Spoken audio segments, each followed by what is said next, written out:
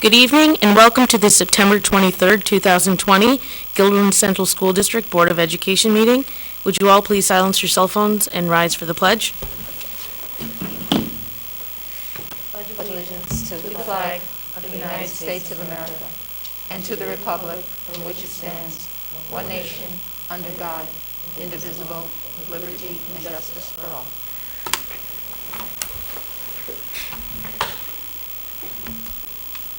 Okay, so we have one item on our agenda tonight, which is the board goals document, and I emailed out a document to everybody, so you should have gotten your email. Let me know if you did not get it.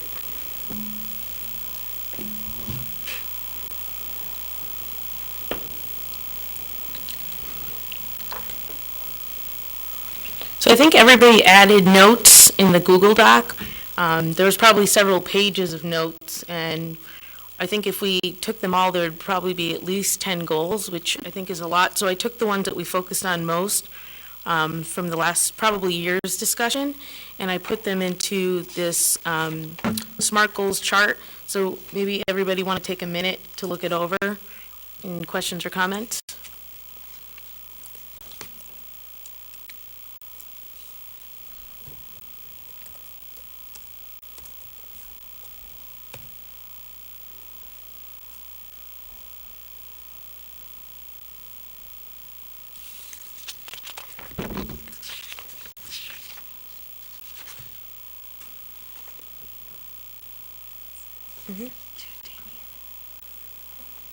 I sent it to Damien. I don't think I sent Here, it to you. I can forward I'm it. sorry. I can do it. No. Thank you.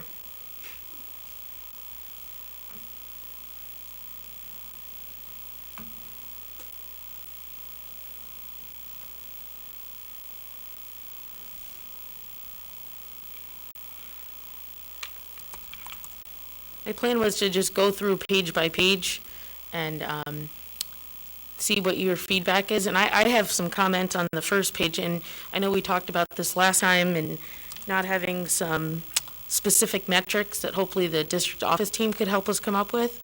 But does anyone have questions or comments on the first page? This is really talking about the achievement or opportunity gap, and this came up from that discussion of the ESSA scores that we looked at, and realizing that there was a population of students that the district as a whole, we weren't serving well. And so that's where this came from. So I'll read the goal: to increase student test scores at state and local level for all student groups. And if you remember, the ESSA data was broken down by different demographics. And so that's the goal that we came up with. I think Ben mentioned, or we all talked about last time that we discussed this, that this year is maybe not the best year to have metrics for test scores because we don't know what metrics will be used by the state, or I don't know if anything's changed yet. But I was hoping that maybe people have ideas, or district office have ideas on what kind of metrics we could use. And I put this till 2024, so could start the following year, assuming everything is back to normal, close to normal. Do we need to specify like an amount of increase, or is it just enough to say increase? Would it be helpful? Well, I think it's going to depend on what metric we use. Yeah. So often you'll see, they'll increase the the percentage of students who are proficient in ELA by 5% each year, or by 10% over the next 3 years. So the difficult part, without knowing what the metric will be, is like, what's a realistic number? So Damien and I talked a little bit about the metrics of this earlier today, because we won't have state data from last year, and we don't know if we'll have state data this year. I have a hope about that, which I won't share, but you probably know me well enough to know what it is. But there are other things that might be more important to us this year, like attendance, engagement, especially for our subpopulations. We can look at student participation in higher level courses. What else did we talk about, Damien? Discipline rates? Discipline. Yeah, I mean, some of the non-academic metrics, I think, are, and I appreciate that you use the word opportunity gap here, not just achievement gap. I think those are equally important, in some cases more important. So, yeah, I mean, the other piece that we discussed is just, even if we did have state testing data for this year, how reliable of a measure is that going to be in light of the past, year and a half, essentially, of disruption to everything? So, branching out a little bit and looking at all the other variables that factor into student achievement and student learning seems to be important. We would have things like college admissions and things like that, right? At the end of the year. Yeah, I mean, I would almost want to avoid the test scores, Right. even if they brought them back, because that really what we want for, is that the goal? Is it to improve test scores or to improve, educational outcomes? So I like the variety of metrics. So I know attendance and discipline rates, college admissions. How would engagement, would it be part of participation and other activities? I think that's a big part of it, coupled Okay. with absenteeism rates. Okay. But I also just want to piggyback on what Ben just suggested. I think, and I know that this is a conversation that's happening in the field quite a bit, I think this might also be an opportunity to maybe think about alternative assessment practices. Not just because of the pandemic, but moving away from the pandemic. Our, test score is the only measure that we want to look at to show student achievement, and it seems like we're in a position right now where those are being questioned somewhat. What about the level of coursework? That's something we can look at. Yes, so participation rate in higher level courses, yeah, would definitely be. We've increased, that's new this year. I mean, there's a lot more opportunities this year, I think, right? We've added a number of different electives. We'll do so again next year as well. So will we have numbers or any data from last year's? I know that obviously some of it will be probably messed up from the end of the year, but attendance and the type of courses offered, even college admissions, that should probably be there still, Yeah, right? we'll up to the point of closure, obviously, but yeah, I mean, we can certainly pull attendance data and discipline rates, participation rates, all of those things will be available to us from 1920, and then, 20, I'm losing track of my year, 2021 as well, as we go Okay. forward into this year. Would engagement include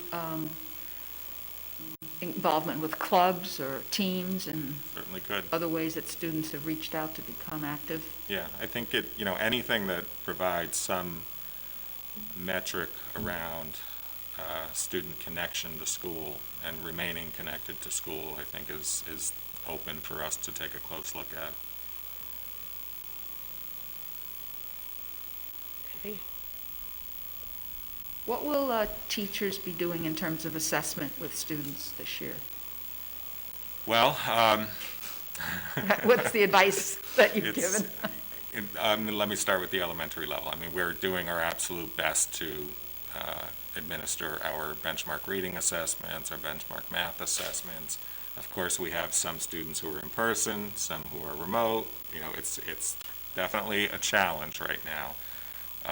But those are going forward, so we will have that information at the elementary level. I think once you get up into more the hybrid model, I think we're really largely dependent right now on classroom-based assessments. We do have some places where we're utilizing some more common math, like at the middle school, they're starting to use a math assessment that we already use at the elementary. It's called iReady, so they're starting to work that into the middle level math program as well.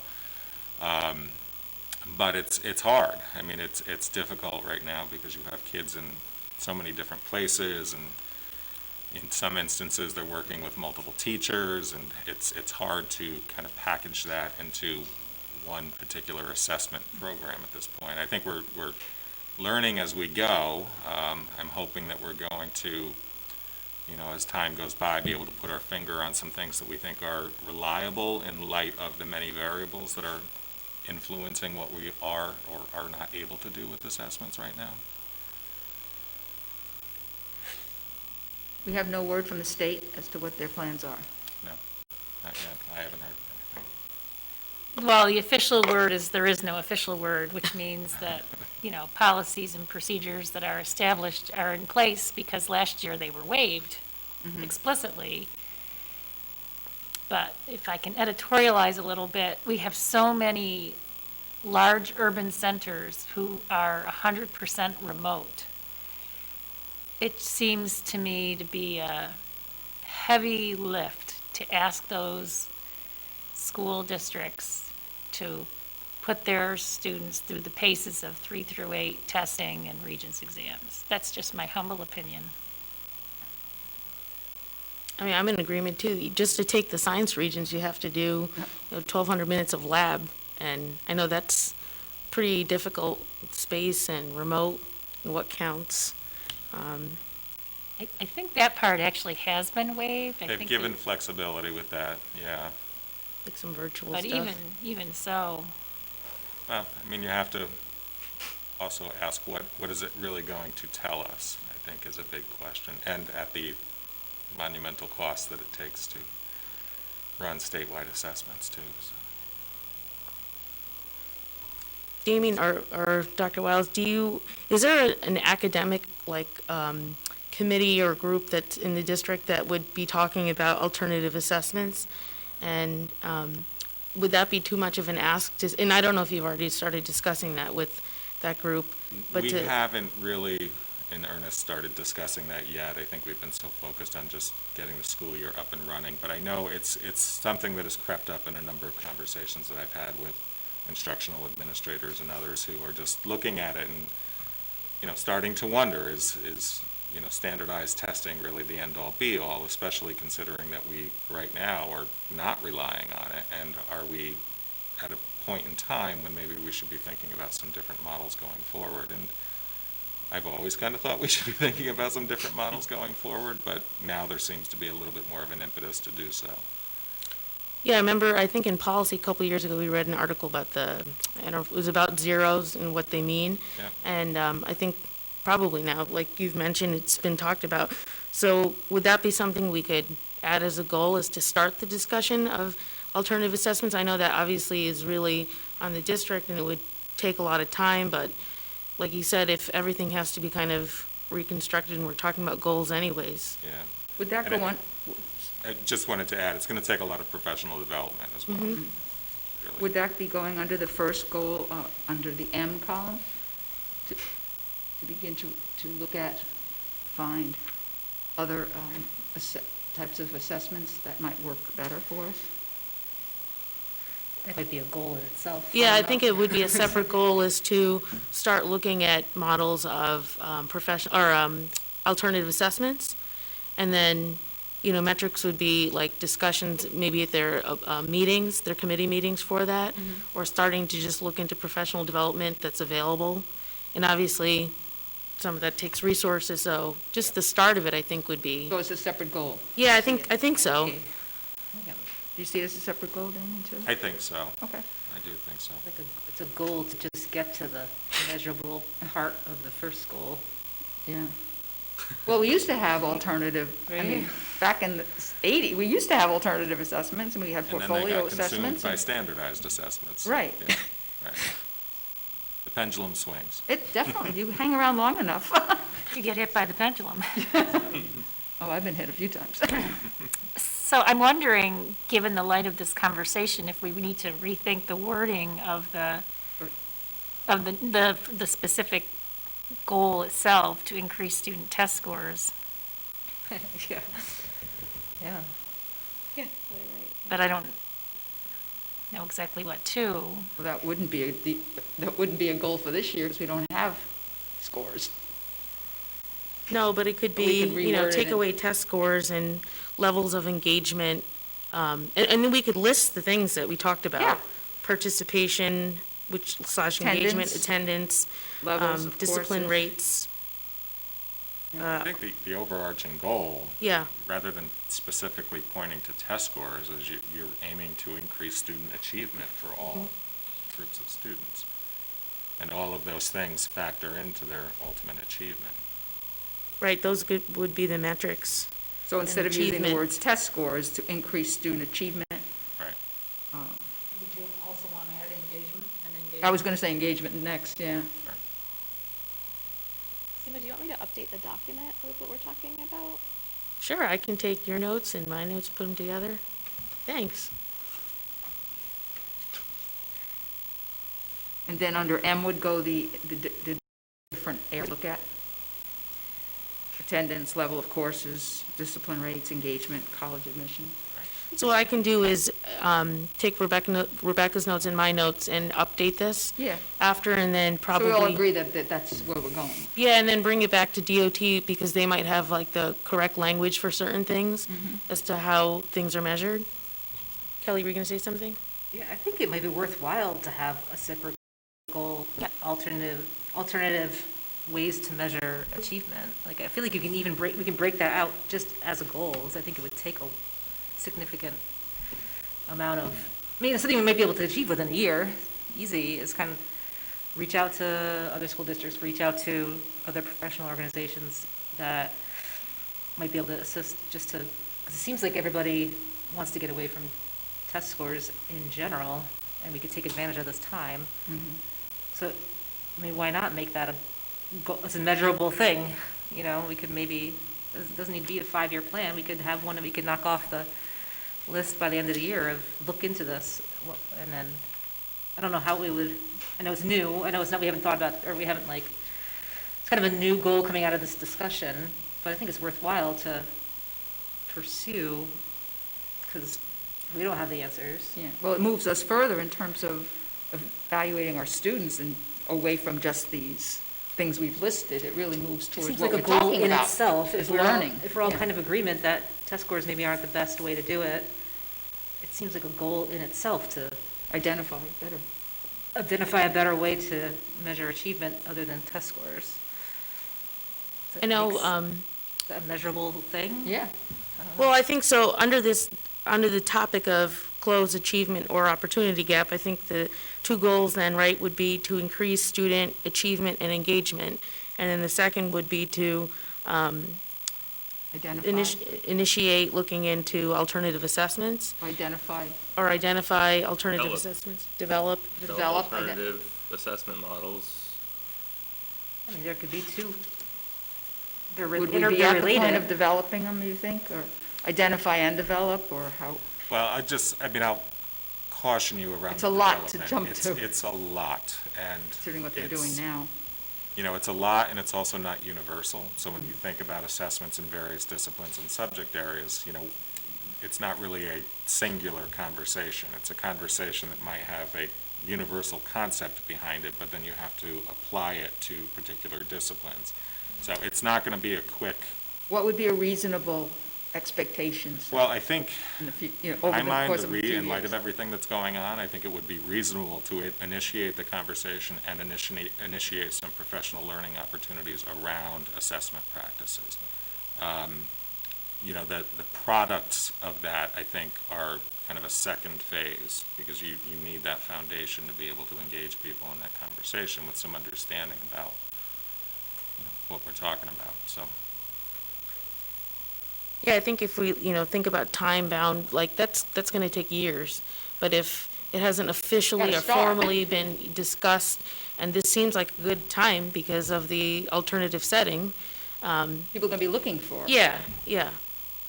And I'm guessing people would be open to that. I know in the past, since I've been on here, that people have, I don't know if they push back, but push back to some degree about test scores because of whatever goes in the newspaper about these lists. I don't particularly look at that much, but I know it's been a topic, so I'm just putting it out there because I haven't heard from everybody.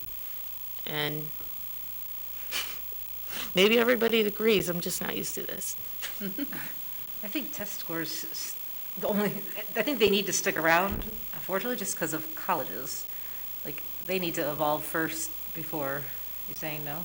Colleges are evolving, Are they? especially right now. I a don't long think any time. colleges are requiring SATs or ACTs Right. now. They're not. And if it works, which given the financial climate, I'm sure the colleges will make it work. Yeah, no, that's a good point. I don't know that they come back, Yeah. you know, except for the influence of the college board, but to the extent that that is. Great. I'm 100% agreement with, like you mentioned, all of the standardized testing that's not being required anymore. I think it was, what was it, rank that we took away last year or 2 years ago? Yeah. And talked about that they're not really asking for that, knowing that it's a business. Yeah, I don't think that's going to be, I don't think that's something that we really need to be worried about, because they're still going to be applying to college. I mean, Right. if we have very impressive students, the colleges find I mean, homeschool students go to college. Right. You know, you develop a portfolio. I mean, these methods are out there. You know, other school districts are using them. So, you know, to Damien's point, professional development, exploring what might work for us and in what areas and things like that. But, I mean, I think that the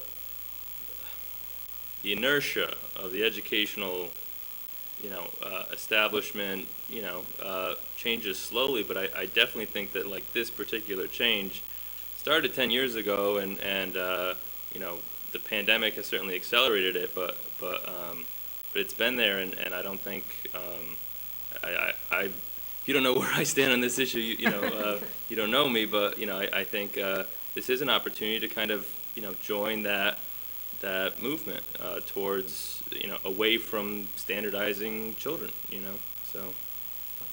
I think one of the things to keep in mind, because I know we've had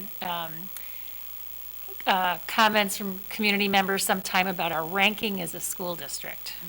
When the business review comes out, and all of that is based on the kind of testing that we're saying is not important to us. So I just say that because, you know, there's a part of me that believes if you do all this other good stuff, you end up scoring well on standardized tests anyway. But that may not happen. And so I just say that because I know that that is important to some of our community members around property values and, you know, which district do I move into if I'm looking, well, such and such is ranked 1 and you're only 6. Huh, what does that mean? And I think it means nothing, but people do look at that. I mean, I'm very comfortable with looking at evolving away from tests, and I think, you know, where our current, you know, life in the pandemic supports that. But I don't think if we eliminate tests altogether, I think that would make me more uncomfortable. I'm not an educator, but I just think we need to have some sort of assessment. So I think moving towards professional development and identifying alternative models is great, but I think elimination is not what we're agreeing to. Is that? Well, we may not have them anyway for a while, so. Right. we might We not have to we worry. don't have the authority over things like Regents exams. Right. I mean, Yeah. that's That'll up come from to the us state. to make that determination, and Right, you know, I'm not saying we don't have the kids review for 2 weeks before you know, like, you know, it's really about, you know, why are we in class? Is it to score well on the Regents exam at the end of the year, or do we want to take the time to explore the historical information that doesn't always make it into our textbooks, right? You know, alternative histories. You know, do we want to take the time to explore that and sharpen our kids' you know, research skills and critical thinking skills and things like that? You know, is that the focus, or is the focus making sure we get through all of this content by the end of the year so that we get the best scores as possible on the Regents exam? You know,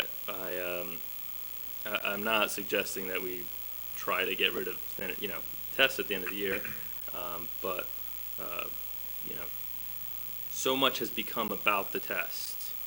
And if there was a different way to measure what kids are doing all year long, I think that would benefit everyone. So, I don't know in the other disciplines, but I know in the social studies, those regions are changing. yeah, they are They're in other definitely areas as changing. well. Science is changing too. Yeah, so I think they're moving in the right direction. I'm in agreement with all of this. I think Dr. Wiles brought up a good point, because in the past, I've gotten emails about, oh, how come, you know, Gilderlin is this number in the rankings, et cetera. And my initial thought is like, that doesn't tell you everything. So, but you know, people do ask that and look at that. So I think it would, it's kind of making a statement saying that we're looking at alternative assessments and maybe not prioritizing test scores as they have been in the past. The only question I have is, for some of these metrics that we talked about with attendance and engagement, et cetera, would they be broken down by demographics at all? So we can look at that, okay, Certainly Because that's can. the ESSA stuff. I mean, Yeah. that's what got our attention yeah. originally. So how do you have it worded, Rebecca, right now, the goal? Do we have the words? So I have for S, I have two. So- Yeah. So number one, to increase student achievement and engagement at state and local levels for all student groups. And number two, to initiate conversation and professional development surrounding alternative assessment models. Does that sound? And then for M, and I might have missed one, so please, I have attendance, discipline suspension, higher level classes, truancy, engagement in extracurriculars, and all broken down by demographics, And college admission. college admission. Yeah, and I wrote some notes too, like absenteeism, we can put it all together and then Attendance, have everybody look. Yep. About the demographics, Damien, they could be broken down by all kinds of demographics, right? So low income, English as a second language, everything, okay. I think the achievable piece kind of is with the time bound. I think they're reasonable. It's just a matter of how long, because we don't really know. It's somewhat uncertain how the rest of this year will go and next year, so I just put it for a few years for now. And then relevant, I think we just talked about. So I'm good with this topic unless other people have comments or questions they want to add. All right, so we'll go to the next page. Blanca, Oh, I'm I'd like sorry. to say something. go ahead. Go. No, it's really simple. I agree with Seema. See how easy that was? That's a good answer. Finally. I heard that. So the next one is, this was definitely more vague, I think, when we talked about it. The topic was focus on the whole child. And I think our discussion was really around mental health supports for students. And we talked about having the health clinic and looking at the number of mental health professionals available, other types of programming that's in the buildings.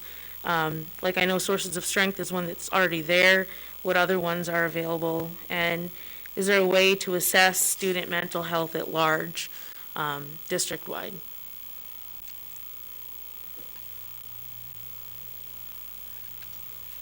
Could I just suggest that for, instead of mental health under the S, we just say social emotional health? Okay. I just think it encompasses maybe a little bit more of what we're looking at. Mm-hmm. And maybe promote the social emotional health of our Instead students. of provide, promote. Yep. I agree.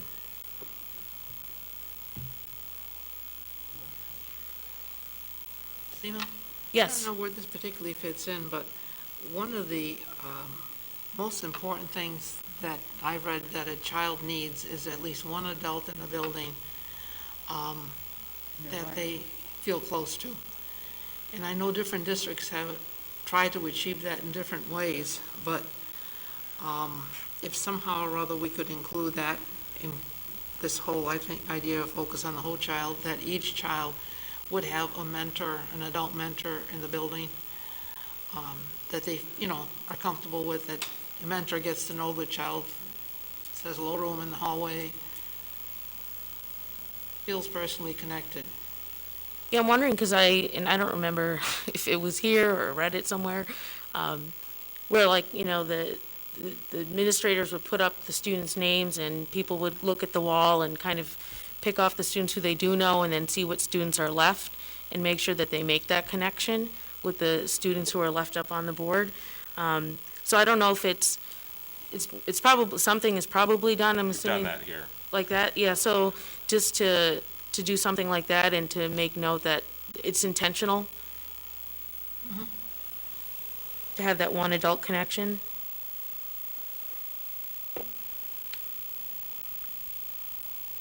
And I don't know, Dr. Wiles, if you have other ideas for metrics, because I don't know, well, I know we have counselors, and school psychologists, and if I remember correctly, the mental health clinic at Farnsworth was like at capacity. Yeah. I mentioned a few times, climate surveys. Way back when I worked at SED, which is already a long time ago, they were working on a climate survey, and we were thinking about, piloting them in the charter schools. The Federal Department of Education already has a survey. It's free. It's online. But we were trying to develop our own, and I think that part of our state ESSA plan is, one of the data that we track is about kind of the socio mental health of students, and that this was going to be a way that SED was going to try to measure that. To today, they haven't rolled that out yet, but that doesn't mean that there's not private companies that have these surveys. There's one, the name escapes me, that focuses on LGBTQ issues, and then, like I said, the Federal Department of Education has a survey. So, that might be a way to measure kind of how students are feeling in our schools. I know we've done that. I mean, we've done it. It's probably been years, though. I mean, it needs to be done more often, but we have done it. And there's a lot can be learned. Did you want to say something, Damien? I thought you were going to say something. No, I mean, that's actually been something that Marie and I have been talking about for the past year and a half or so, and I think we've taken various stabs at it. But we've looked at a number of different instruments. There's one group that we've engaged with called Hanover Research that has some tools that we've taken a look at. They're costly, I will say that. There are some free ones out there. The U.S. Department of Education has one out there. I think it really,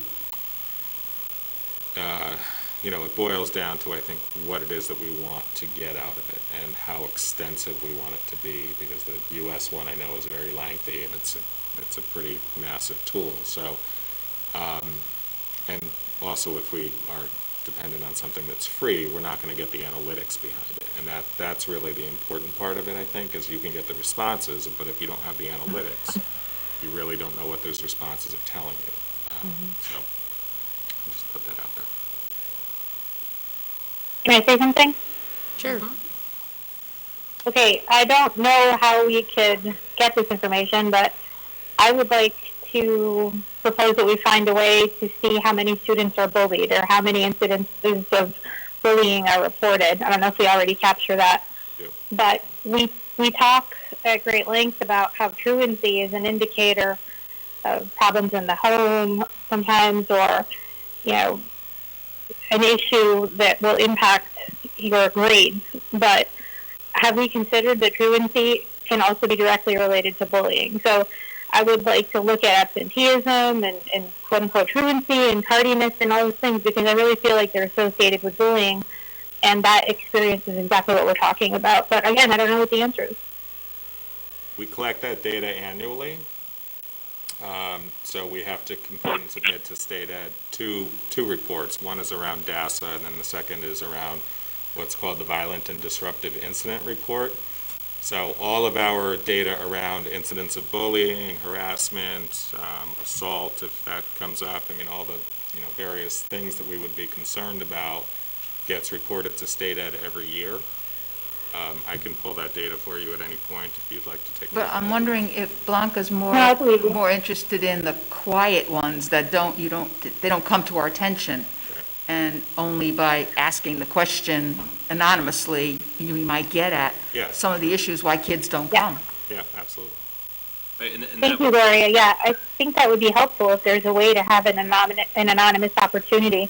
I'll tell you, as a parent of a child that was bullied once, though the principal was very helpful and did what he could, my child's life got much harder after making that, a public issue or going to the administrator. They were bullied even more for doing so. So if there were the possibility of some sort of anonymous way to collect that data, I think that would tell us a lot.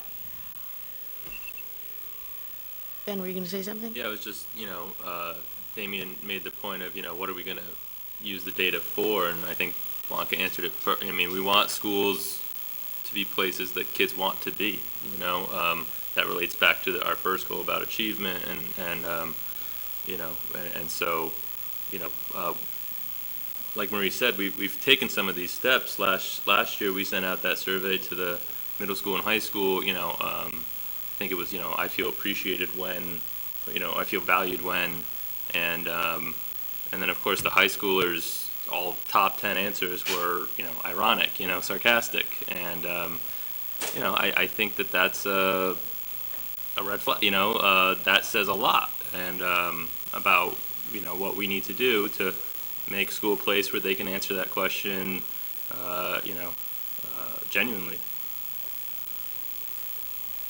I also, and we don't have to do this now because I'm just asking, but programming, like, for example, sources of strength, to have like a list and, you know, see what program that we already have and see what else is available that we'd want to maybe look at. But like you said, Damien, you know, not knowing what, you know, what we need first, having that climate survey and maybe having to pay a professional to get analytics to know, like, oh, this is an area that we want to focus in.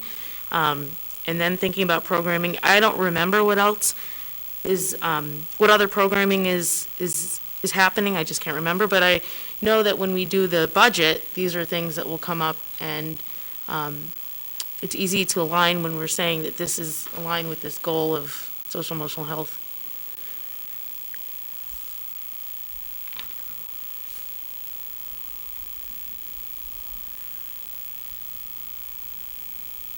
We want to, the heading we have is focus on the whole child. Do we want to change that? Or do we want to keep it like that, to focus on the social emotional health? Yeah, so I wrote for the specific goal to promote the social emotional health that are needed for all of our students. That the thing at the top was really just like the topics that we talked about. Right. So I won't We put don't it need in. those in. Okay. Yeah, Okay. unless you want me to. No, the goal should, the statement should speak for itself. The goal.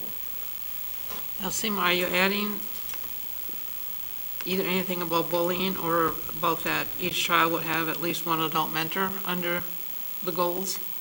So I'm trying to figure out how that would be. So I wrote adult connection with each child, and I'm wondering, like, is that a reasonable metric, or would it be under programming in terms of trying to reach all children?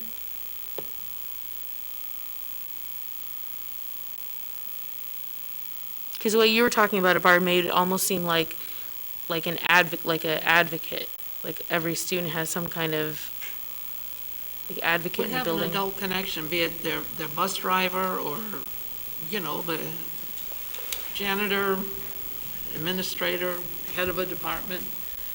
It's, in all the workshops that I've gone to over the years, that seems to be the best thing that a school district can have going for it. That each kid has someone that they feel very comfortable with. And to me, that sort of fits under this whole child and social emotional. And I think Blanca's idea of, you know, re-emphasizing the anti-bullying policies that we have, and, you know, are they being followed? The Veda report, I think, just basically gives us a feel for some really bad incidences of knives or guns or physical altercations, but the original bullying task force, I know, asked for numbers of cases that were reported.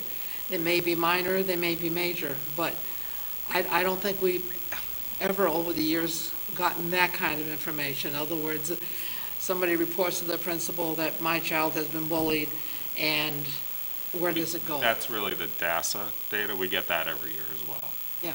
So we have on the website, there's a DASA reporting form that's available to anyone to submit. So all of those are captured in the data that we collect and then responded to. We have to respond to those within 48 hours. So we have all that information as well.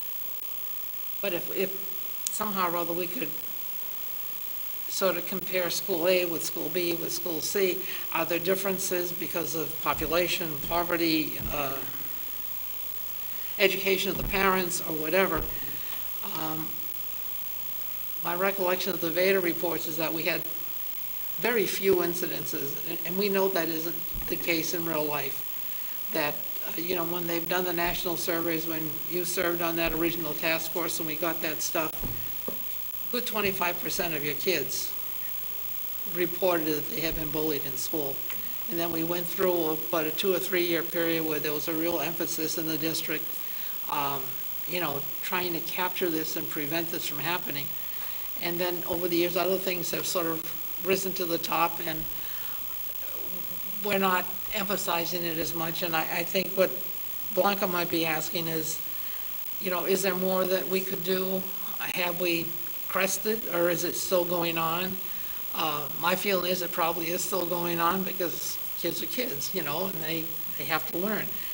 But I don't know if that would be like a subtopic, or I think it's important is what I guess I'm trying to say, that it's somehow or other, it should get into this focus on the whole child, because that has such an impact on a kid. That's remembered for a lifetime. It doesn't just happen and go away. Kids will remember it until their dying day.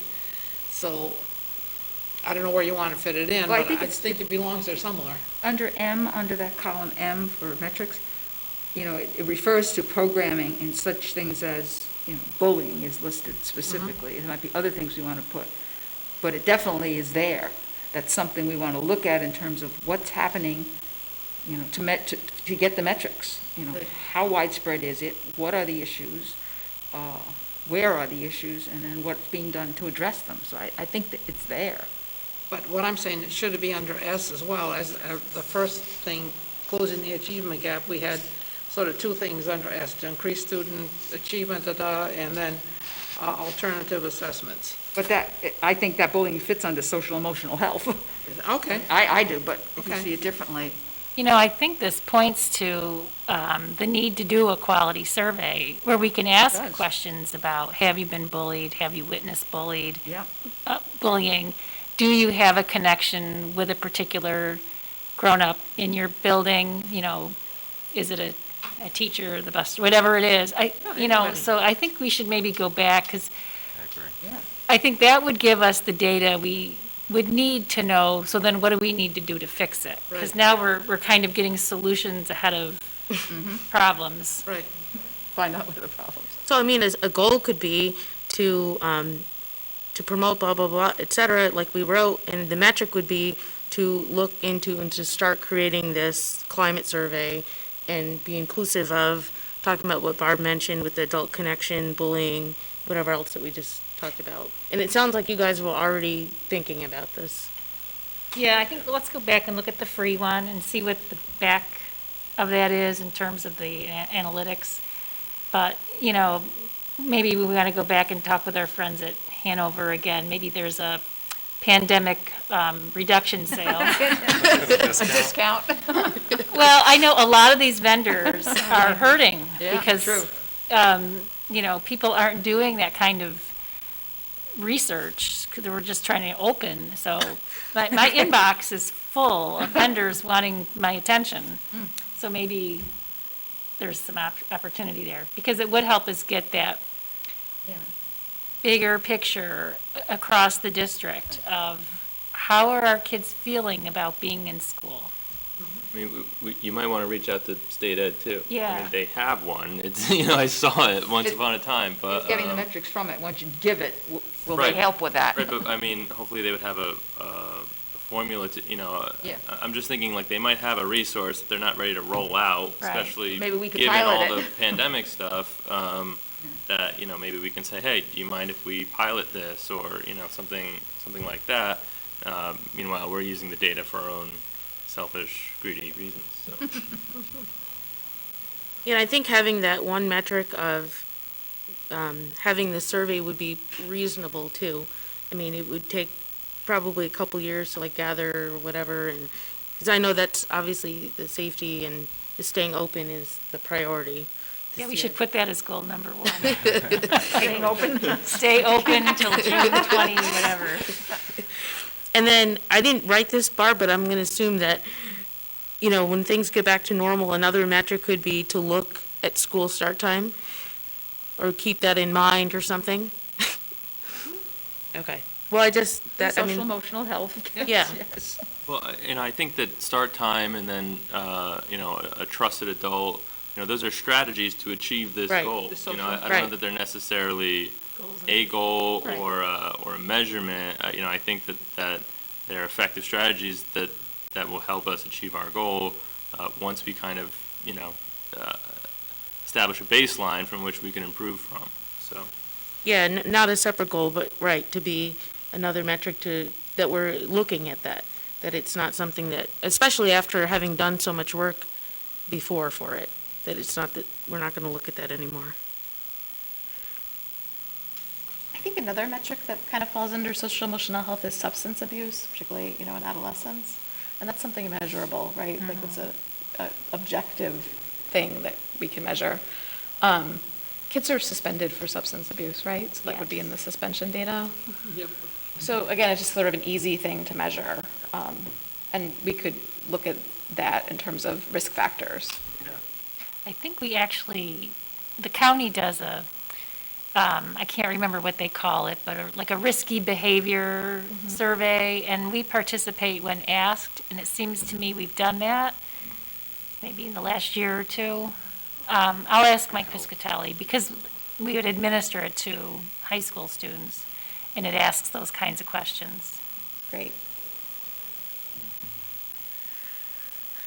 It sounds like this second page is pretty much agreed upon, unless other people have other ideas or questions.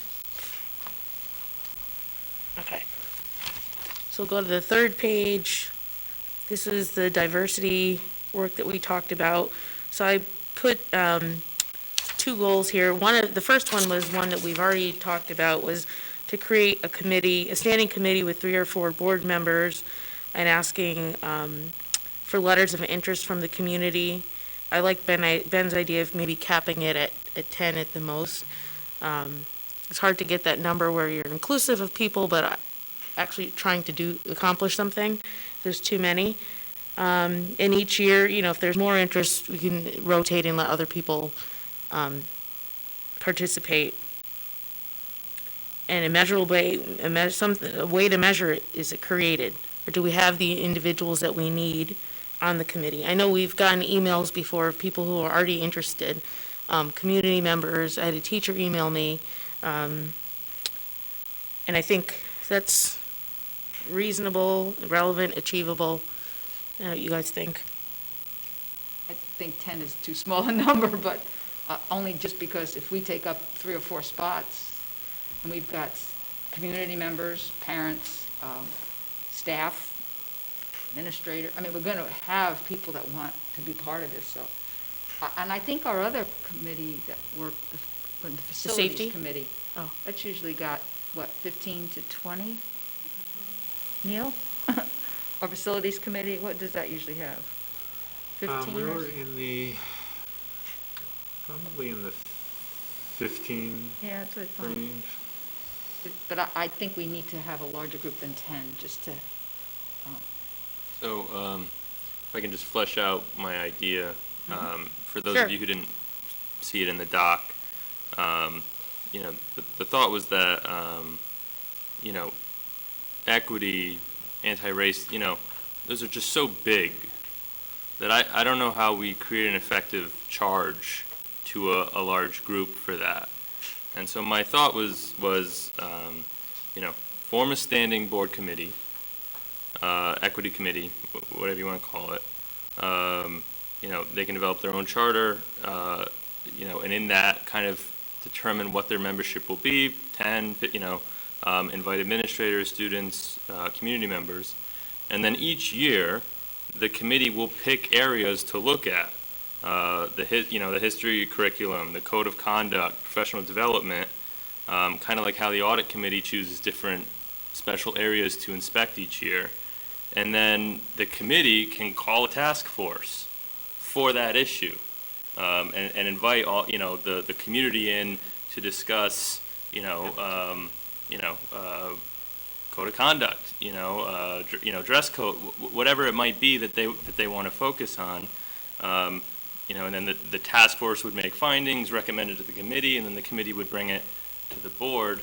My concern, was just that if you just threw 100 people in a room and said, the goal is to create more equity in the schools, there would be 100 different ideas, and we just need a way to focus that, not because we want to go slowly, but just because it's the only way it's manageable, was my thought. Yeah, and I was in agreement to have the standing committee and not a task force, but the task force be a sub-group of that, because that's really finite, and it's for a specific issue, and like you said, Ben, like, it could be different every year. And I know there's work already being done at the district, and so this could be something that's parallel and also allows people from the community to participate. So if they have ideas, that they want to share, this is a medium to, to communicate with the district as well. I mean, like you said, Ben, they could put together their charge of their group or their charter of their group. And I don't know, maybe the number thing is, we have a range and we don't really know until we have Start to put letters it of together, interest. yeah. But I think we should have it be a standing committee, but I know that's a time commitment, so it's a commitment in general. I think it should be a committee too. I think it keeps it fresh. I like Ben's idea. That was a good way to approach it. To have the committee and pick a topic or topics. Right, a couple of years, the task force develops, we deal with the issue, to some satisfaction. And then the next year, the new committee, at the reorganizational meeting, it's a standing committee, we appoint new members, and they say, okay, what haven't we looked at in a while, if this is in the future, and continue to, review different areas of this school, and then invite community participation on that issue, which I think will just be more productive than like a general charge to the community.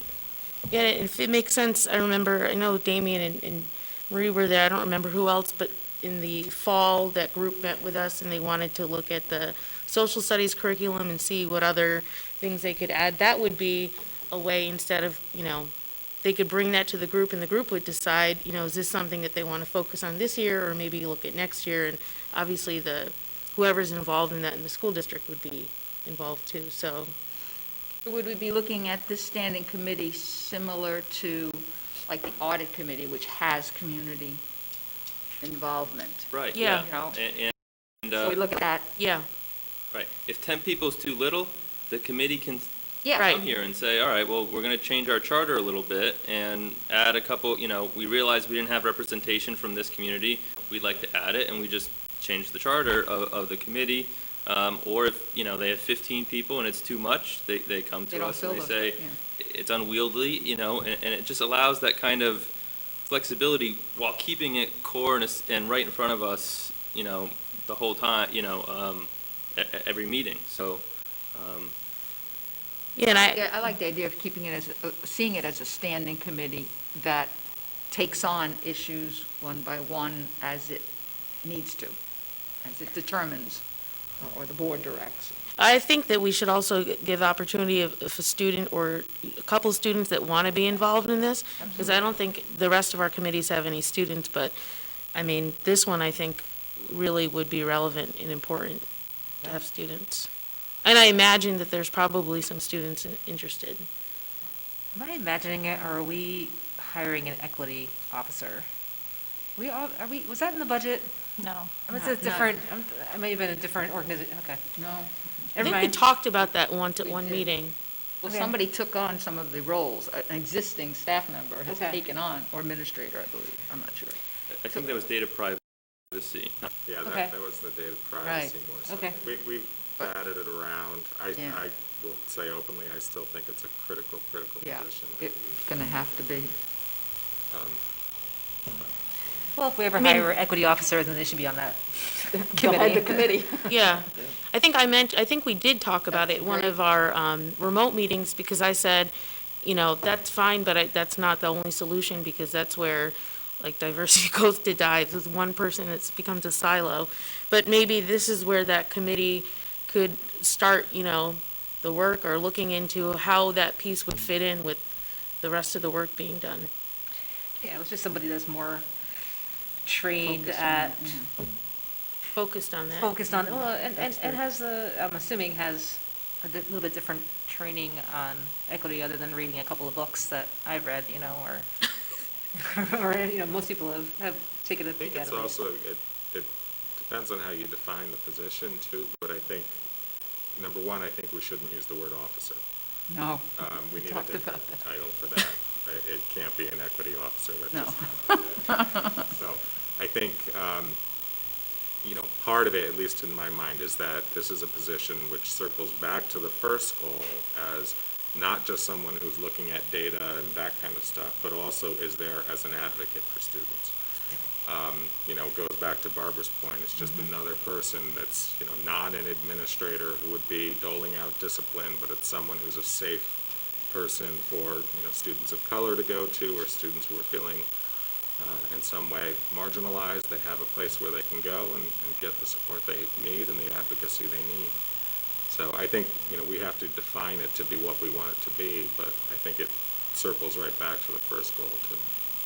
You know, I think one of the pieces that might be missing in this conversation is that there are all kinds of elements of this work happening throughout the district. So Regan and I are talking about hiring practices and, you know, building a pipeline, and Damien's working with the curriculum cabinets and looking at all kinds of content area.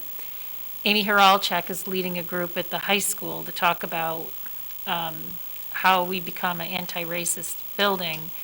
You know, there's pockets of things all over the place. But I hate to even say these two words back to back, but I feel like we almost need a master plan of what it is we're trying to do. I didn't say strategic, because I can't, clearly. But, and I kind of envisioned the board committee, or whatever this committee was going to be, would be the group that wouldn't necessarily do the work, but the group to frame the work. Yeah. Yeah, right. So here's, we want to be more equitable, we want to be anti-racist, whatever the phrase is. So we have work to do on curriculum, policy, hiring, discipline, you know, and there's probably a couple other categories too. And then that committee can delegate, okay? So, you know, HR is going to work on how this plays out in our hiring processes. So, you know, kind of that idea, because right now, we don't have a coherent plan. And I think our community hears us talking about a little bit of this, a little bit of that. But I would love for them to go to our website and click on something and see, here's the plan. It's going to be life's work. But here's the plan, here are the categories of things that we really care about, and how we're going to do that work over time. And some things might need a task force, because, you know, it's like no one group in the context of their normal everyday work can get this done, kind of like school start time.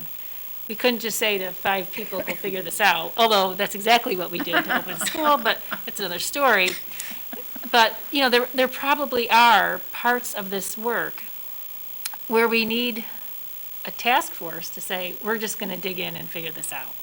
And other things that are going to be, and need to be, more organic to how we think about curriculum, how we think about hiring, how we think about professional development, et cetera. So that's kind of where I'm thinking about the board role in this.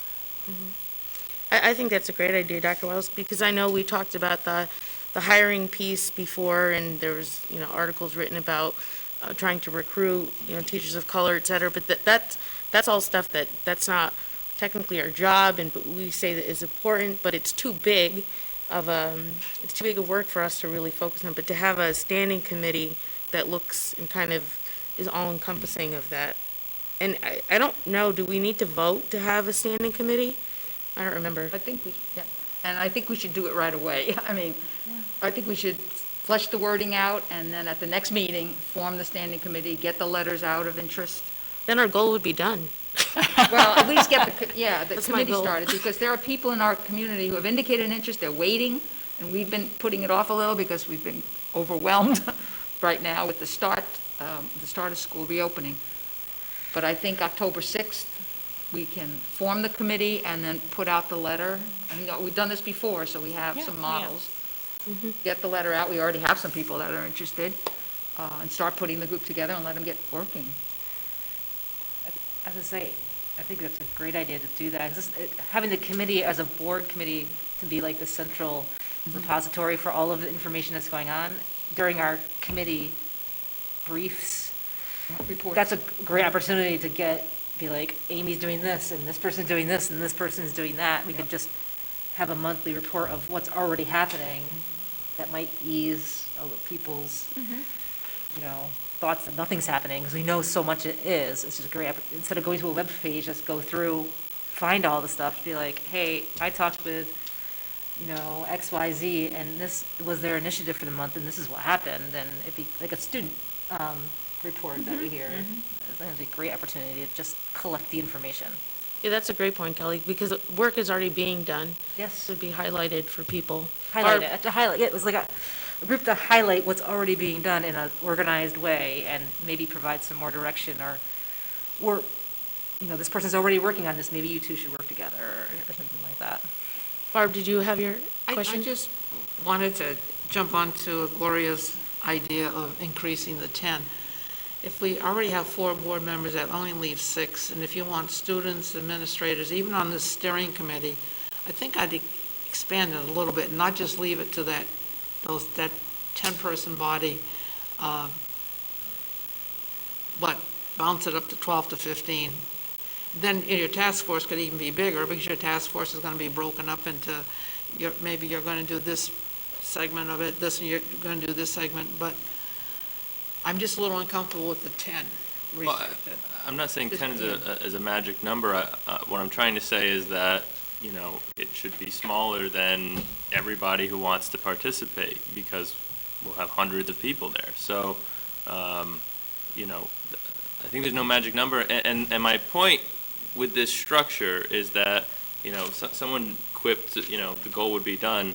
Well, no, the committee would form different goals. The committee would form the SMART goals for each particular issue that it's facing. And similarly, I don't know what the right I don't know what the right composition of that committee is, which is why I would like to leave it to the committee, to come back and tell us this isn't working, we're missing this representation. By all means send out the letters, but once we have them, we have to kind of, I don't know that from nothing we can come up with the right formula of how many people should be on this committee. So, and that's kind of why I want to, instead of one massive SMART goal that may or, it's going to be a hit or miss, I'd like to create a committee that can work on this, bring in the people who need to be brought in, connect with the community members that, the community resources that need to be connected with, and call task force when appropriate. And to, review the work that the district's doing, just like many of our committees do, If our committees didn't exist, Marie and Neil and Damien would keep running the school, A lot of times these committees are feedback and discussion, and it's a way to get all the minds in one room, so that we can kind of say, all right, we are going in the right direction, or not, so. Yeah, Barbara, I'm taking the 10 out of that, where it's written right now. And I'm in agreement, too, that we won't really know the number until the group is put together and let them decide. But then I don't think the number should be something that limits us. I'll take that out. Kind of depends on the charge. Are we going to be a central strategic planning group? And that would be a smaller group, or are we going to be a task force? No, I think You know what I if we mean? go back to what Marie said, like if Marie. we're talking about a group of people that are going to design a master plan, and then decide where task force need to go or not. But that's going to attract different people, I think. You know, if you said, oh, we're going to look at curriculum and this group's going to do that, you might get different people. But if we put out that the Right. task is to form a group, a group that would design a master plan for dealing with equity and diversity issues, Well, you know, that's going to attract not even certain a people. plan, you know, as in it's final, but just No, I know. someone who can say, all right, instead of focusing on all 100 issues this year and getting nowhere on all of them, you know, let's focus our efforts on these 3 and Coordinating group. coordinate and, Yeah. right. Yeah, and that happens, Our right? Like efforts. in other groups, like for policy, for example, right? There's certain things that will be focused on because of whatever's happening that year, or Right. sometimes sudden things like happen suddenly, like naming of the field. So then we have to like look at policies or whatever, so it would be similar. Right. Not everything at once. I kind of think that incorporates the next goal they were written separately. The district will support collaborative partnerships that foster learning. I mean, that could be combined with the goal above. And obviously this committee, that would probably be part of their charge. They would probably set that as one of their Yeah, goals. or something like that, similar to that.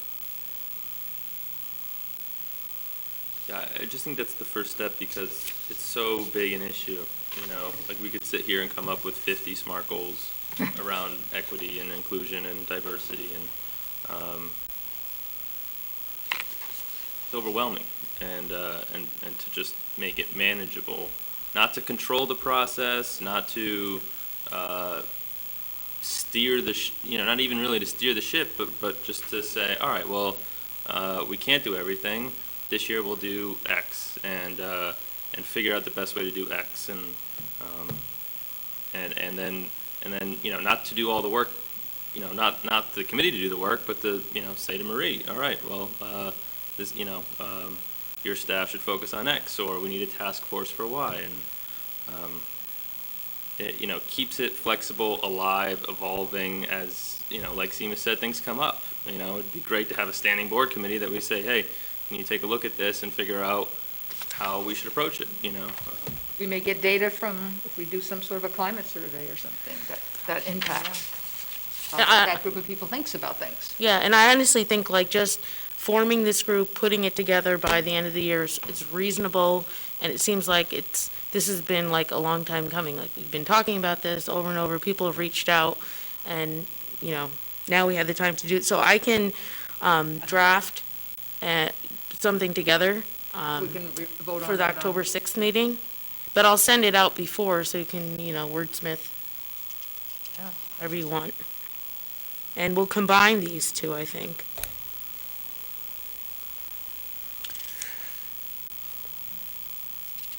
Other questions or comments about this one? Okay, we'll go to the last page, which is facilities. We had 2 things that we talked about: ensure a safe and secure environment for all individuals in the district, and then to develop a more future-ready classroom and school building plan/capital project plan. I think the 2 discussions that we're having about facilities is obviously to fix things and to keep things safe and secure, but then also to look ahead and, you know, have a plan as to what we want the district to look like, facilities-wise. Yeah, that's definitely two Technology-wise. different. What's that? I mean, that's 2 totally different focuses, because we do have a district-wide facilities committee that really does 5. And there are board members on it, parents on it, administrators on it, students on it, and that's done, you meet you form every year, or No, it's really more capital project driven. on capital projects, yeah. But that second one is where I don't think that committee would be dealing with. That's something, Should we take out 5 then? Because that's already, yeah, I think 5 is really something we you have to do. Yeah. You're required. But the other thing I did not write here, but we did talk about was the technology piece. I think it was about cybersecurity and just technology and security in general. And I don't think we had anything specific except that that's what we need to to look at, and I remember having a little bit of a discussion about it. I don't know if you guys have ideas for that. I mean, I can put this separately. Or would that be part of developing a more future-ready? I mean, the future's now. I mean, half of the schools, or 25% of the schools. I'm Way behind on The cybersecurity. future is now. I think if Damien is not saying this, but I think he would say that we have to be willing to invest more in our technology immediately. We're very conservative with how much we spend each year, even though it's a lot. But our use of technology obviously is just off the charts right now.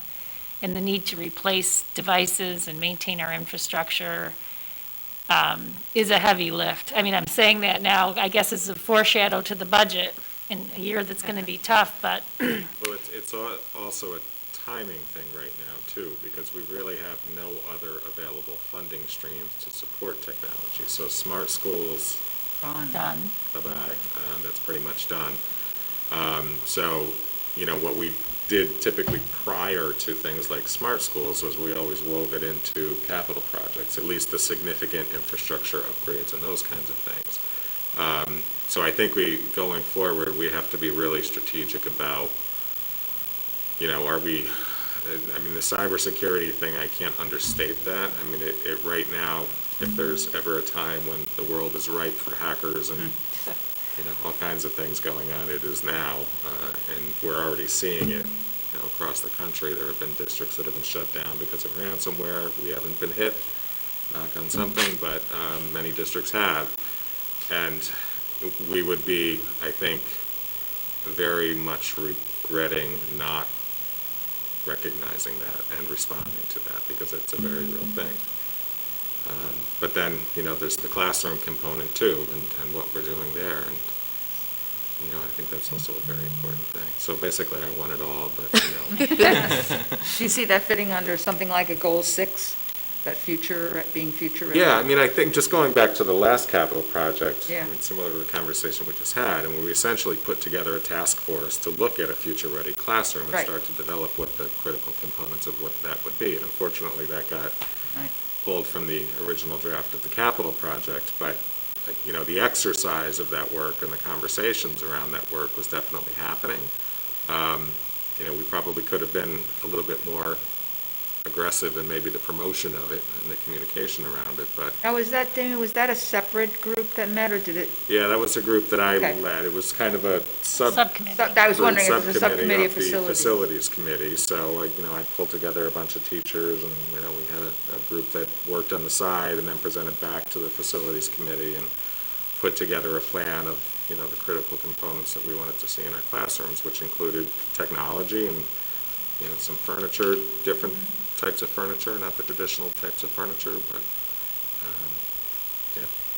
Does that fall under the reimbursement piece of because the capital projects are reimbursed at a certain amount, right? Like, some 60%. There's aid behind it, yeah. Right, so is technology, say we decided next year we need to do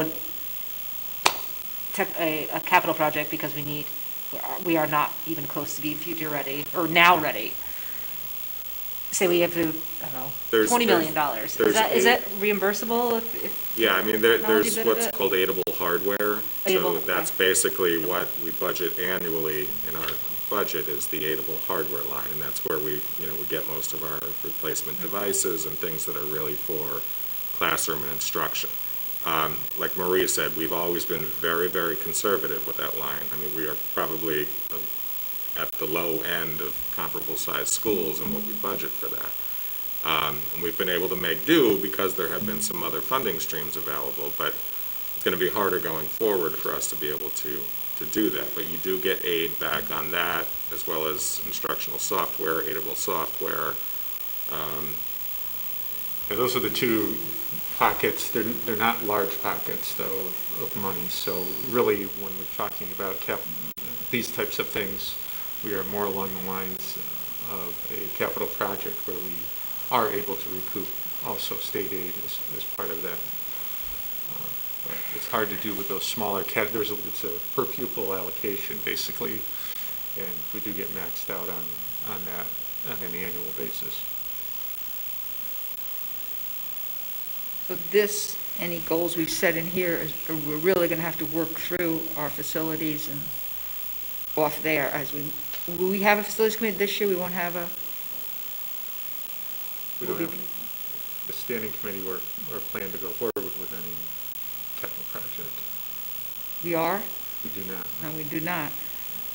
But if we're putting this as a goal, we're going to have, So I was just going to ask, the technology piece, that's infrastructure, supporting technology, including cybersecurity, would that be as a metric for this future-ready piece, or is this a separate piece? Because last time we were talking about buildings and visiting the other school, was it Queensbury, and see what they look like. I mean, it could be all together. I'm just thinking I would separate the cybersecurity and infrastructure work from Okay. the idea of a future-ready classroom. okay. I mean, I think, the infrastructure and the cybersecurity are kind of the bones behind it. But the vision of the classroom, I think, is a totally separate conversation.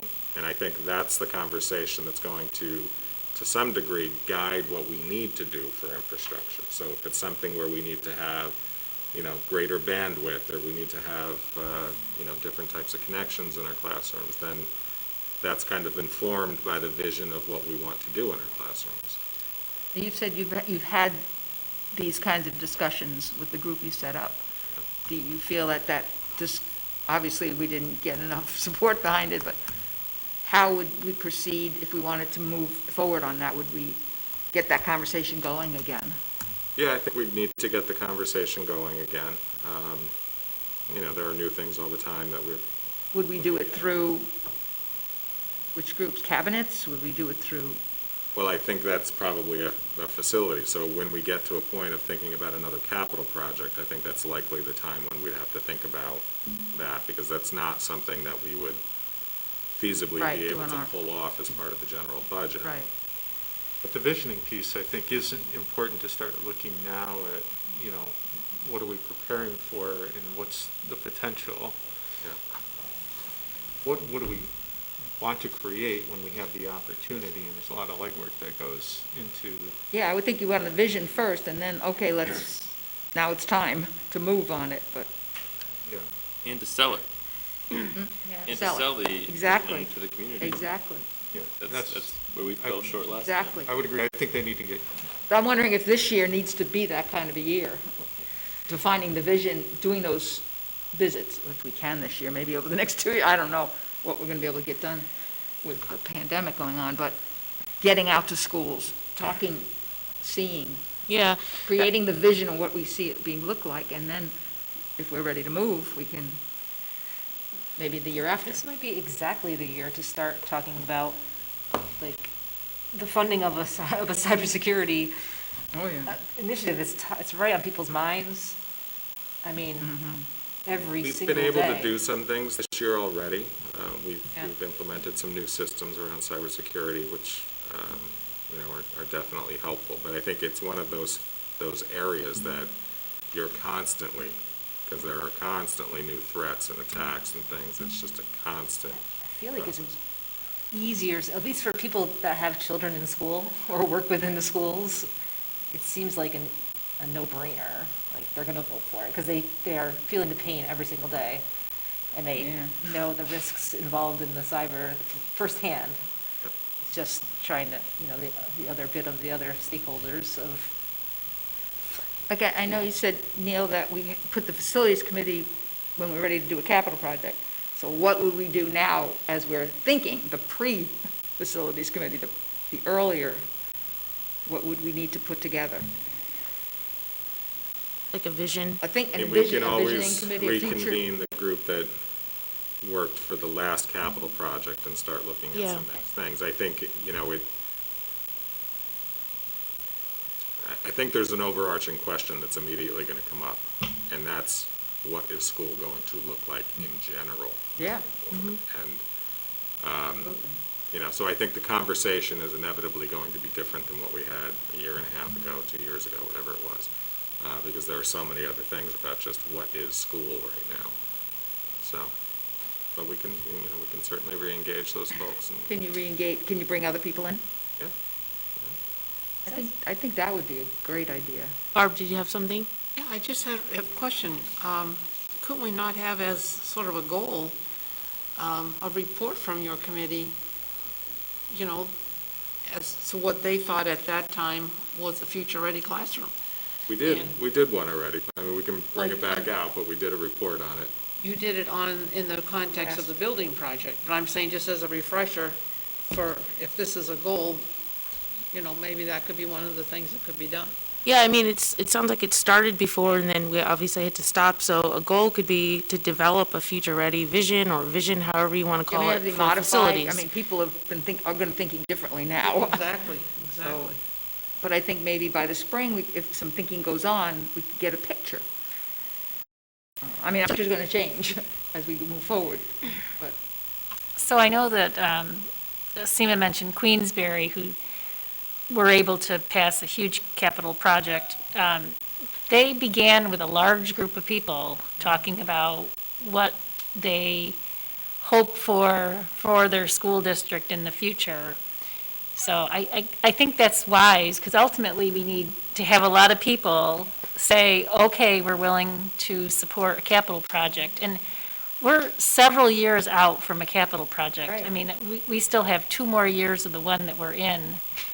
So I don't know how soon after we close the books on the one we're in the middle of, we want to go to our community to say, are you willing to support a large expenditure Well, it for, might be ready in a couple of years, but we need to do the thinking and get people excited about it. yes. And Queensberry spent about 3 years Yeah, I could see that in the easily. preliminary, so it's, no. So the metric could just be setting up the framework as to how, it's 3 years, however, long it takes to come up with it, get everybody involved and sell it, so just the start of it. Because really, it sounded like there was already a start, I don't know, sometime last year? Well, I don't remember, whenever the last capital project happened, or the first time it got voted down. I don't remember who was in that group. It was fall of 2018, Okay, so it's, in some time. seems like 10 years ago now. Different world. It does. I think that's a good goal then. The future ready is going to mean different things. Do So we need to have a specific cyber goal in here, or do you think it could Yes. encompass into future ready, maybe with the focus of cyber or? Well, I think that's why I was asking Damien that we would have it separate, but I'm thinking, how we'd phrase that, and it would be, something like to maintain infrastructure and support technology, including cybersecurity, but the metrics piece is something I would, need help. I'm sure that would really be coming from you, Damien, and whoever else in the district that knows what kind of metrics, bandwidth, et cetera. Types of security. Can I say something? Sure. Yeah. Hi, I was wondering if maybe we could broaden it to say something like focus on improving the physical and virtual learning environment, because it sort of leaves it open, because like Damien said, we don't know what a learning environment's going to look like after this pandemic. It may change drastically. And just a sort of side note, I'm concerned about a capital project. I feel like it's going to be a hard sell. Just want to put that out there. We're talking three years out at least. So At just least. it would be developing the framework to even get together people to think about it. Because you have to think about it. You have to have a plan, a vision, right? Yeah, I mean, honestly, with the pandemic and having people remote, like, I feel like naturally it would be the time to talk about what is needed, right, facilities-wise and technology-wise. Barb, did you have your hand? I think those 2 words capture what we've been talking about and trying to do, the physical and virtual environment. I think it captures it beautifully. Good job. So what's so would the measurable bit of it would just be form the committee, or like, Well, for again, it's the, another thing where we need to have a committee to know what the M. I mean, I think Is. the end, whether we've achieved it or not, will be represented if our capital project passes at the ultimate, if it passes, then we achieved our goal, I don't know that, there's, we could have many, first we have the plan, then we have the selling of it, there's certainly steps to take along the way, maybe it's not so much a measure as in a number that goes up or down, as a checklist of, have we made the progress that we think we need to make to get to this point of passing the capital project? Right, because the goal would be several years, but we would see, what are we in now, September? In January, and then maybe the end of the year, have we made progress? So we look back at our goals, did a committee meet yet to start talking about this? Do we have specific metrics for technology, that we're going to look at, et cetera? The timeline, the T would be more 3 to 25 or, right? Yeah, I think it would be later, Yeah. 2025. 25. Probably for both. Yeah.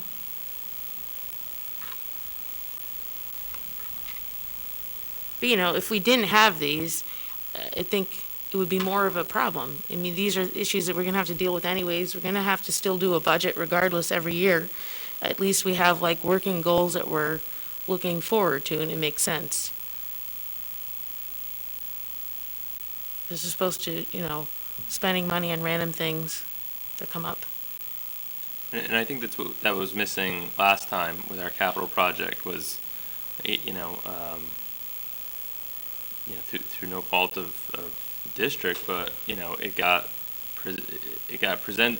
talked about in the community as, oh, they want flexible seating, and somehow that cost $10 million, and I'm not for flexible seating, that's not the vision, right? I mean, that was a step towards the vision, but because we didn't really have a full vision yet, it was so easy to focus on the little pieces that looked absurd, in the context of a $40+ million capital project. Whereas if we have a vision, this is what our schools will look like, and to Seema's point, the world's different. Last time that didn't, that part of our capital project didn't pass. I share Blanca's concerns about how much the community is willing to bear, but I think it's much easier to sell a why than it is to sell a what.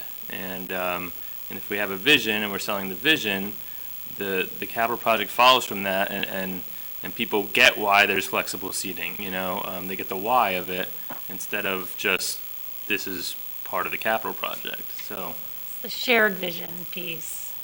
Yeah. Critical. And Blanca's waving Oh, her friend. You must really want to get your attention. we see you. Going to make sure you saw me. To Seema's point, I think you're right. This pandemic may present itself with an opportunity to sell the capital project, and I can't find a different way to phrase it. To me, one of the biggest concerns of the last capital project was this sentiment that perhaps the stuff that we were being asked to pay for as taxpayers were things we would have expected to have been covered along the way. And so, I'm not trying to offend anybody, but that's the kind of vibe that I got and heard from other people. So that's totally different, though, because who was going to expect that we were going to have a pandemic and that we would need to change everything? So maybe Seema is correct, and this could be a whole different thing. Yeah, and I agree, Ben, have the vision to go along with this is probably a big piece that was missing or got misconstrued last time. Gloria, were you going to say something? Sorry. No, I was just thinking, I'm trying to think of in terms of timing and things like that. I mean, we really have to start with what that vision is so that as we're talking about it and developing it, or as the committee does, that the public is brought in on the conversation. So I think as many people as possible hearing that and talking about it so that it becomes a shared vision, so that we all see it. And then the question, how do you get it? But what is it going to look like, or why is it going to look differently than it does today? Mm-hmm.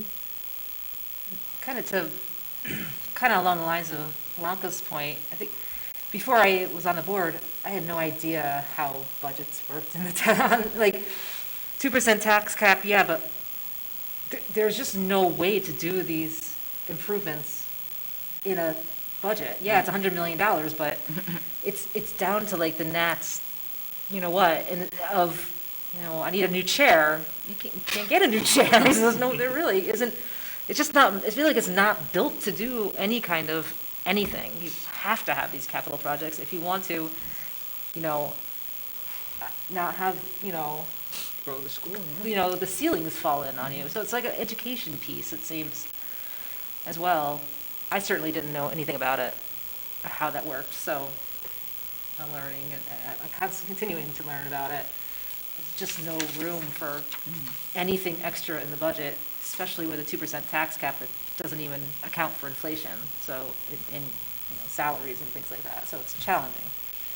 Gloria, can you remind me, because December 2000, or fall of 2018 does seem like 10 years ago, like who was the group that was meeting? I may have been meeting, I don't remember.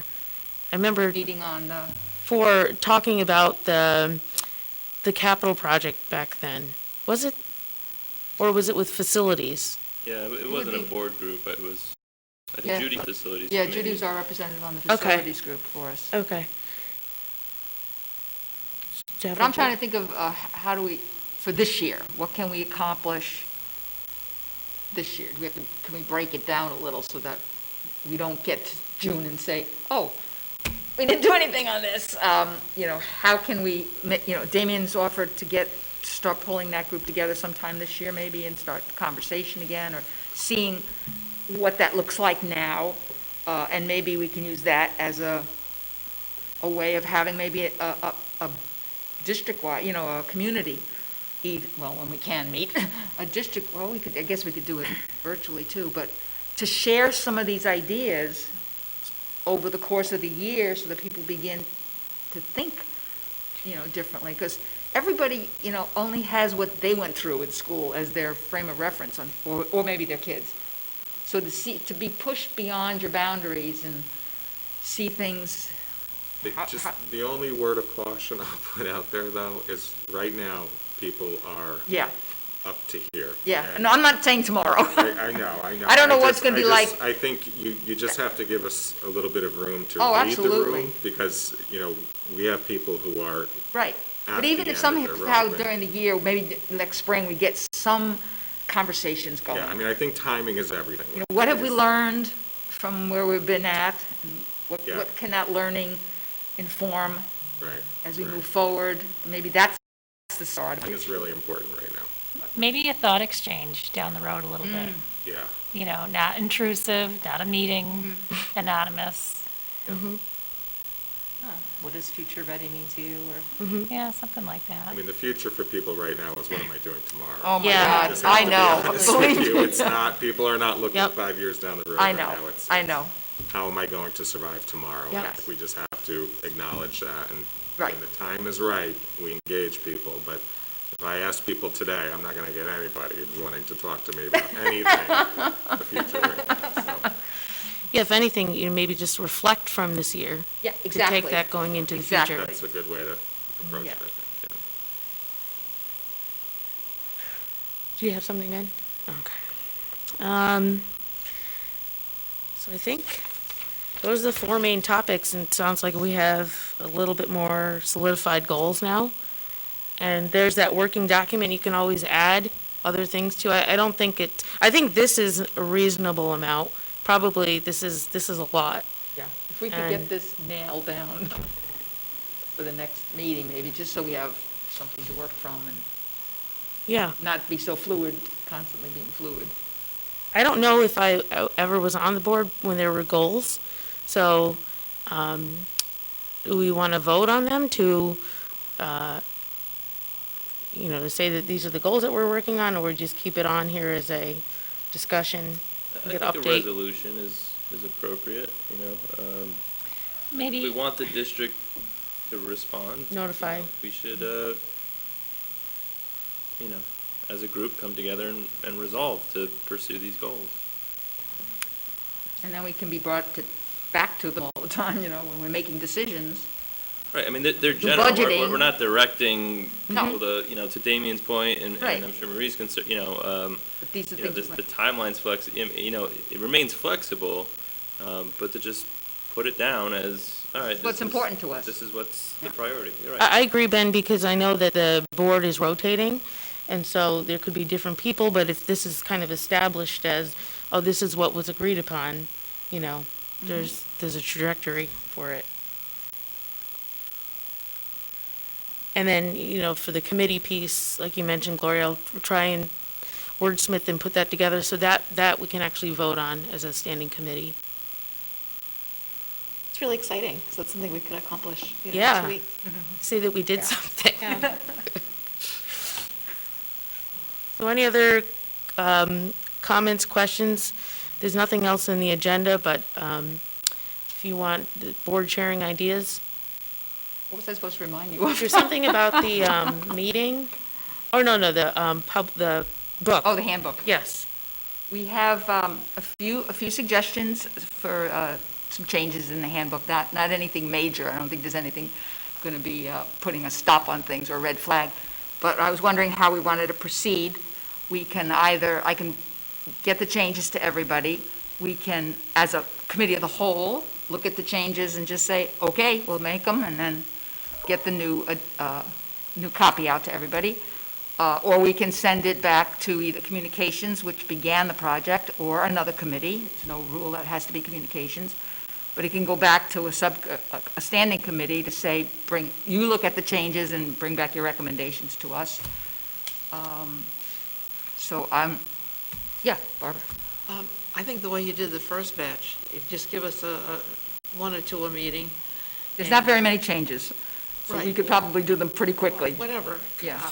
I think that worked out fine, and I Okay. would just proceed. Do it that as a way. committee of the whole. Yeah, All yeah. right. So we could just put that in the agenda as maybe part of somewhere on the agenda, we can put it in there, maybe in the president's thing, and just say this section, and I'll give everybody the changes, and we could just look at them piece by piece. There's not that much, so I we'll. was just gonna say, if there's not that much, then if you want to I'll give you change the that whole. and send it. Yeah, I'll tell you the page it's on and what the changes are. Ben was very good about giving some really nice suggestions about some wording and things like that. And, so maybe we can bring that to a close. Sure. Okay. Barb? Totally unrelated. Yep. But this is my first non-virtual meeting. Why are we all met, we're 6 feet apart in a huge, large room, when Governor Cuomo, has his things, and at least when they're speaking, they're not masked. In fact, my recollection is most of them, as long as they were 6 feet apart in a large room, away from each other, they didn't, other than the role model value, but it is so much easier for the audience at home if at least the speaker would take off the mask and speak directly. I just was wondering why we're doing it when we have all this separation and in a large room where there's airflow and all that. So I just ask. I mean, I wear it be more the role model. Also, I don't go anywhere, so this is my time, I guess, to wear it. I'm fine with it. And my husband says, at least for me, he can understand. I don't know why he leaves the board meeting on at home, but he says he can understand. I think if you speak close into the microphone, it's not bad. I've asked other people, but I don't know what other, how other people Is it just feel. symbolism? Because it doesn't seem we have two health experts here, from a standpoint of CDC guidelines and all that. I guess me personally, I mean, we're not outside. I don't feel that the air is moving as much as I would personally be comfortable with, but, that's just my personal, I'm wearing it because I'm not 6 feet apart yeah, we're not. from, we're just not. That's, We could be at the end of the table, we would. yeah, really, so, I mean, I didn't feel like I had the separation that Yeah. was adequate, and, that's why I'm wearing it. You can choose. I'm wearing it to protect all of you. Thank you, Rebecca. All day long. Yeah, and inside, I mean, I'm not eating indoors right now, even if I am 6 feet apart. Yeah. So it's kind of called overkill, but that's where we're at right now. Plus, I think the kids also, everybody wears them in school, even though they're sitting 6 feet apart. They wear them in the classroom. I mean, it's just, I think, protection. I don't think it's a lot to add. I don't think it affects how we're heard. but I could be wrong, but I listened to our last board meeting, I didn't notice a big difference, people who wore them or not. Well, I think we've gotten better too with the I think the first one we had in person, I was virtual, and it was a bit hard for me to hear, but I think we've kind of improved the way the setup has been. But Blanca, you can tell us if you didn't understand anything. Oh, is she frozen? You frozen, Blanca? Kind of there. Can you hear us okay? Yeah, with Matt? Could you hear us tonight, okay? Yep, it was fine. I was waiting for Rebecca to say something before I chimed in. I did. I said I wear a mask to protect everyone around me. I'm Oh, around sorry. sick people I all didn't day, see you. and I could be asymptomatic or pre-symptomatic at any given moment. Got it. Thank you. Yep, totally agree. And so I think we need to wear the masks also to set an example for the kids that we are holding to the same standard.